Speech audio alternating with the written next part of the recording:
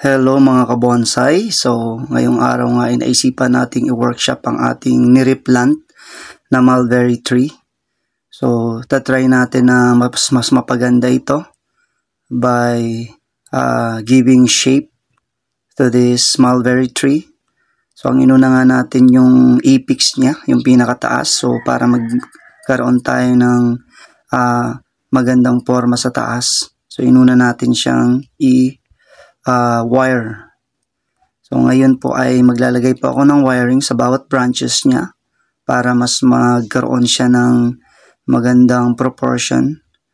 And syempre, mas maihuhugis natin kung paanong itsura niya pagdating ng panahon. So makikita natin na ginamit ko lang po dito na wire is the 1mm wire, since malambot pa po yung kanyang mga sanga. Kaya hindi tayo gumamit ng malaking wire. So ang ginamit lang natin po dyan na 2mm na wire is yung doon sa may babang part, which is medyo malaki kasi yung branches niya. So kailangan natin ng medyo malaki-laki para mabend natin ng maayos.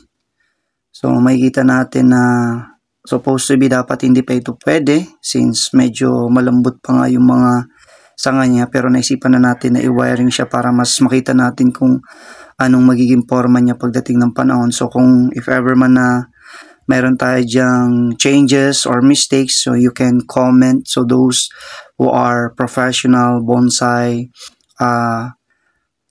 planter, so please help me, guide me to this mulberry bonsai. So sa ngayon, ito lang po nakikita natin na pwede nating i-wire and maihulma na natin yung kanyang mga sanga, since gusto na natin makita paano ang kanyang magiging formations of the branches. So sa ngayon, ito pa lang po ang ating naisipan na gawa ng workshop, first workshop. So hindi muna natin itatry sa ibang plant natin, since gusto ko ay ma-master muna ito bago ko i-apply sa pinaka-favorito nating ficus, which is my oldest bonsai tree. So hindi ko muna siya ipapakita sa ngayon. So sa ngayon nga, ito nga muna ang ating pagpapraktisan. So iti-train muna natin itong bonsai mulberry tree natin. So makikita nyo, hindi ko muna ginupit yung mga dahon, since kukunti lang naman at kakareplant lang natin ito.